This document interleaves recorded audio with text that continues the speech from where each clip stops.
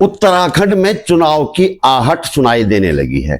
इसी के साथ एक सवाल पूछा जाने लगा है, क्या इस बार जनता मुद्दों पर वोट करेगी या फिर से भावनाओं की लहर में बह जाएगी। राज्य के बड़े हिस्से में बीजेपी को लेकर नाराजगी खुलकर सामने आ रही है। सत्ता के 9 साल के बाद जनता पूछ रही है, रोजगार कहां है, पलायन क्यों नहीं रुका, महंगाई और अव्यवस्थाओं पर लगाम क्यों नहीं लगी, अपराध क्यों हो रहे हैं, हमारे लोग बाघ भालुओं का निवाला क्यों बन रहे हैं, हमारे खेतों को गोणी बांदर बर्बाद क्यों कर रहे हैं।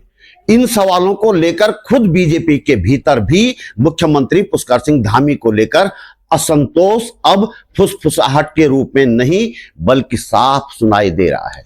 ऐसे में सवाल उठता है, बीजेपी क्या करेगी या यूं कहें क्या कर रही है। जब विकास के सवाल असहज करने लगे तब विमर्श का केंद्र बदल देना बीजेपी की पुरानी कला रही है। लव जिहाद, लैंड जिहाद और डेमोग्राफी चेंज जैसे शब्दों को बार बार दोहराकर एक ऐसा मनोवैज्ञानिक माहौल तैयार किया जा रहा है जिसमें डर हकीकत से बड़ा लगने लगा है। इन्हीं तमाम सवालों और सियासती रणनीतियों को समझने की कोशिश करेंगे इस वीडियो में। वीडियो को अंत तक जरूर देखिएगा क्योंकि चुनाव सिर्फ नेताओं का नहीं भविष्य का भी होता है।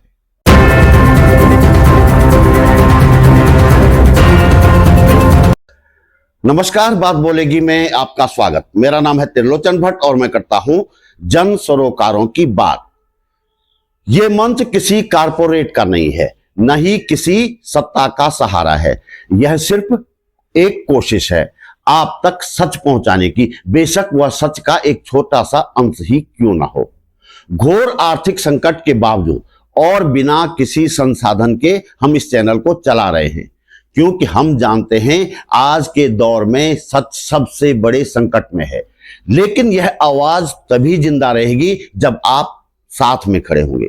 अगर आपको लगता है कि सवाल पूछते रहना जरूरी है तो कृपया अपने आर्थिक सहयोग से इस कोशिश को टूटने मत दीजिए। आपका छोटा सा सहयोग सिर्फ मदद नहीं, सच के साथ खड़े होने का साहस है। चलिए आज की बात शुरू करते हैं। क्या आप जानते हैं कि बीजेपी तीसरी बार उत्तराखंड में सत्ता में आने के लिए क्या कर रही है? मैं बताता हूं। डर फैला रही है, ऐसे डर जिनका धरातल पर कोई अस्तित्व नहीं है।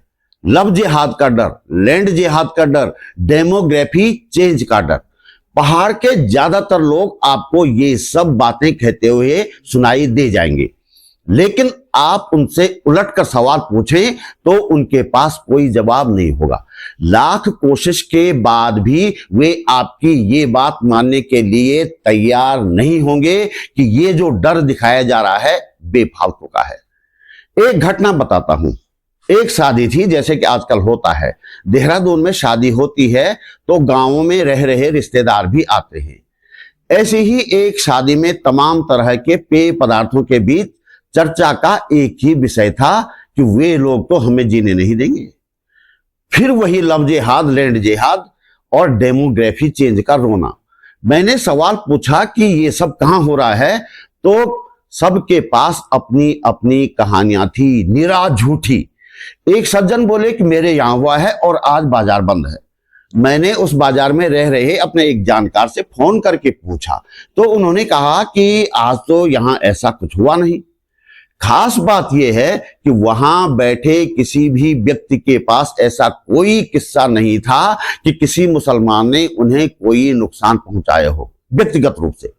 जबकि चर्चा आगे बढ़ने पर 2 लोगों ने ऐसी कहानियां सुनाई जब मुस्लिम समुदाय के लोगों ने घोर संकट के समय उनकी मदद की थी। एक सज्जन जो कुछ देर पहले ही मुसलमानों में भर भर कर कमियां निकाल रहे थे, उनका अनुभव बहुत शानदार था। उन्होंने बताया कि वे अपने बच्चों और बहन के साथ आ रहे थे कहीं से। रात हो गई थी, उनकी गाड़ी खराब हो गई। वहां दूर दूर तक मुसलमानों के गांव थे, वे डर गए। नोट कीजिए, मुसलमानों के गांव थे तो वे डर गए। यही डर तो सत्ता ने हमारे मन में बिठाया है बहुत मेहनत करके। खैर, डर के मारे उन्होंने 100 नंबर पर पुलिस को फोन किया। 2 पुलिस वाले आए, लेकिन ये कहकर चले गए कि अब तो सुबह ही कुछ हो पाएगा, गाड़ी में ही बैठे रहो। इसी दौरान वहां मुस्लिम समुदाय के कुछ लोग आए। उन्होंने परेशानी पूछी और कहा कि डरना घबराना नहीं, हम यहीं आपके साथ रहेंगे। उन लोगों ने वहीं आग जलाई और पूरी रात उनके साथ रहे। सुबह उन लोगों ने ही मिस्त्री को बुलाया और गाड़ी ठीक होने तक कोई न कोई उनके साथ वहां पर बना रहा। आप सोचिए, जिस व्यक्ति को इतना सहारा मिला, जिसका अनुभव कहता है कि वहां भी मतलब मुस्लिम समुदाय में भी बहुत सारे अच्छे लोग हैं, वो आदमी भी डरा हुआ है। जोशीमठ का हाल का वीडियो देख लिया होगा आपने। एक निर्माणाधीन भवन है, वहां कुछ लोग इकट्ठा होकर नमाज पढ़ रहे हैं, शायद वहां मजदूरी करते होंगे। बस इसी पर हंगामा शुरू कर दिया, जबकि पालिका अध्यक्ष कह रही है जोशीमठ की कि रमजान के दौरान 10 दिन वहां सामूहिक रूप से नमाज पढ़ने की अनुमति दी गई है। तो समझ रहे हैं ना आप क्या चल रहा है उत्तराखंड में। गोल टोपी पहने दाढ़ी वाले 4 लोग कहीं पर खड़े हैं तो डर की राजनीति करने वालों को ये एक अवसर होता है, अपॉर्चुनिटी। और नमाज पढ़ना तो लगता है उत्तराखंड में बैन हो गया हो। मैंने जोशीमठ वाले वीडियो पर अपनी टिप्पणी लिखी कि जो जहां रह रहा है भाई, पूजा इबादत तो वो वहीं करेगा। तो उस वीडियो पर गाली देने वालों की एक बड़ी जमात आ गई। एक कहने लगा कि अपने घर में पढ़वा ले नमाज। अरे भाई, नमाज पढ़ना कोई अपराध है क्या जो मेरे घर में नहीं पढ़ी जा सकती? एक ने लिखा, तेरी बेटी की शादी किसी मुसलमान से करवानी है तो हमें बताना।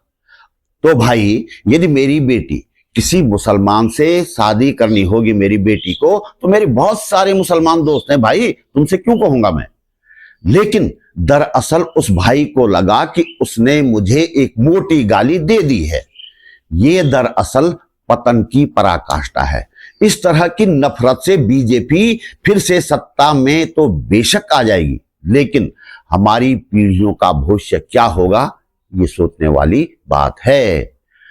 उत्तराखंड में हालांकि मुस्लिम समुदाय के लोग बहुत कम संख्या में रहते हैं, इसके बावजूद उनके उत्तराखंड में कई गांव हैं, पहाड़ों में भी उनके कई गांव हैं। वे यहाँ की संस्कृति में रचे बसे हैं। हाल के दिनों में अगस्त मुनि के मुनि महाराज की डोली के विवाद के बारे में आपने सुना होगा। उन मुनि महाराज की डोली जब क्षेत्र भ्रमण पर निकलती है तो डांगी गांव में मुस्लिम परिवारों के घरों में भी जाती है। वे परिवार भी मुनि महाराज को उसी तरह अर्घ्य चढ़ाते हैं जिस तरह हिंदू परिवार चढ़ाते हैं। इस तरह के सांप्रदायिक सौहार्द की कई कहानियां उत्तराखंड में मिल जाएंगी, लेकिन नफरत फैलाकर चुनाव जीतने वाली जमात ने इस सौहार्द को चकनाचूर कर दिया है। दूर गांव से आए एक सज्जन को जब मैंने कहा कि अच्छे बुरे लोग भाई साहब सब जगह होते हैं, मैंने कई कहानियां सुनाई, उनको कई तर्क दिए। यहां तक कहा मैंने कि उत्तराखंड आंदोलन में इस राज्य के लिए पहली गोली एक मुसलमान सलीम ने खाई थी। ये भी बताया कि मुजफ्फरनगर कांड के बाद किस तरह से आसपास के मुसलमानों ने हमारे लोगों की मदद की थी, लेकिन वे सज्जन अंत तक एक ही बात कहते रहे कि तुम मेरे सामने जीरो हो, तुम्हें कुछ पता नहीं कि वे कितने खतरनाक हैं। जब नफरत दिमाग में इतनी अंदर तक घुस जाए कि आदमी की समझ में कोई दूसरी बात न आए, तो फिर क्या ही कहा जा सकता है, क्या ही हम कह सकते हैं। और यह काम कोई एक दिन में नहीं हुआ है। संघ परिवार वर्षों से इस खतरनाक इंजेक्शन को लोगों के दिमाग में घुसाता रहा है। और अब जब चुनाव सिर पर खड़े हैं और 9 साल की सरकार का पूरा लेखा जोखा जनता की आंखों के सामने है, तो असली चिंता सवालों की है। डर यह नहीं कि विपक्ष मजबूत है, डर यह है कि कहीं जनता मजबूत न हो जाए, कहीं लोग फिर से महंगाई पर बात न करने लगे, कहीं बेरोजगार युवा नौकरी का हिसाब न मांगने लगे, कहीं माता पिता ये न पूछ बैठे कि स्कूल बंद क्यों किए जा रहे हैं, कहीं मरीज ये सवाल न उठा दे कि अस्पतालों में डॉक्टर और दवाइयां क्यों नहीं हैं, कहीं आपदाओं में हर साल जान गंवाने वाले सैकड़ों लोगों की मौत का हिसाब न मांगा जाने लगे। कहीं यह न सवाल गूंज उठे कि बाघ और भालुओं से मासूम बच्चों को बचाना किसकी जिम्मेदारी है। कहीं किसान यह न पूछ लें कि बंदरों और लंगूरों से उनकी फसल कौन बचाएगा। कहीं पहाड़ के गांवों के खाली होते घर सत्ता से जवाब न मांग लें कि आखिर पलायन रुका क्यों नहीं। अगर ये सवाल सचमुच जनता की जुबान पर आ गए तो चुनाव का गणित बदल जाएगा। इसलिए रणनीति क्या हो, सवालों को पैदा होने से पहले ही दबा दो, मुद्दों को चर्चा में आने ही मत दो। रोज एक नया शिगुफा उछालो, कभी लव जिहाद, कभी लैंड जिहाद, कभी डेमोग्राफी चेंज। डर का ऐसा जाल बुनो कि लोग रोजमर्रा की परेशानियों को भूल जाएं। मोटा पैसा खर्च करो, बड़े बड़े मंच सजाओ, भंडारे लगाओ, विराट हिंदू सम्मेलन करो, माहौल ऐसा बनाओ कि जनता भावनाओं में उलझी रहे और सवाल पीछे छूट जाएं। राजनीति की इस बिसात पर असली लड़ाई जन मुद्दे बनाम ध्रुवीकरण की है। एक तरफ रोटी, रोजगार, शिक्षा, स्वास्थ्य के मुद्दे हैं, जंगली जानवरों से सुरक्षा जैसे मुद्दे हैं। दूसरी तरफ पहचान और भय की राजनीति है। हाल के महीनों में राज्य भर में जिस तरह से विराट हिंदू सम्मेलन आयोजित हो रहे हैं और नफरत भरी घटनाएं लगातार सुर्खियों में आ रही हैं, उन्हें सिर्फ सामाजिक या धार्मिक आयोजन मान लेना पर्याप्त नहीं होगा। धर्मनिरपेक्ष नजर रखने वाले विश्लेषक इन्हें चुनावी जमीन तैयार करने की रणनीति के रूप में देख रहे हैं। डर की राजनीति का सिद्धांत साफ है। अगर जनता रोजगार, शिक्षा, स्वास्थ्य और भ्रष्टाचार पर सवाल पूछने लगे तो उसे एक बड़े काल्पनिक खतरे का एहसास करा दो। जब लोग असली मुद्दों से हटकर अस्तित्व के भय में उलझ जाते हैं तो सत्ता का रास्ता आसान हो जाता है। उत्तराखंड में इन 9 वर्षों में क्या बदला, क्या सुधरा, क्या बिगड़ा, यह जनता अच्छी तरह से जानती है। लेकिन चुनाव सिर्फ आंकड़ों से नहीं, माहौल से भी जीते जाते हैं। और माहौल अगर लगातार भावनात्मक और विभाजनकारी रखा जाए तो मुद्दे पीछे छूट जाते हैं। यही कारण है कि कई राजनीतिक पर्यवेक्षक मानते हैं कि उत्तराखंड में बढ़ती ध्रुवीकरण की घटनाएं महज संयोग नहीं हो सकती। यह चुनावी शतरंज की सोची समझी चाल भी हो सकती हैं और हो सकती नहीं हैं। सबसे बड़ा सवाल अब जनता के सामने है। क्या उत्तराखंड का वोटर इस बार विकास, रोजगार और पलायन जैसे ठोस सवालों पर फैसला करेगा, या फिर काल्पनिक डर और पहचान की राजनीति तीसरी बार भी बीजेपी को चुनावी बैतरणी पार करवाने में सफल होगी? अब फैसला उत्तराखंड की जनता को करना है। वह मनगढ़ंत डर में वोट देगी या अपने भविष्य के लिए? क्योंकि लोकतंत्र में सबसे बड़ी ताकत सत्ता नहीं, सवाल होते हैं। और जिस दिन जनता ने सवाल पूछने शुरू कर दिए उस दिन चुनाव सिर्फ एक प्रक्रिया नहीं, बदलाव की शुरुआत बन जाएगा।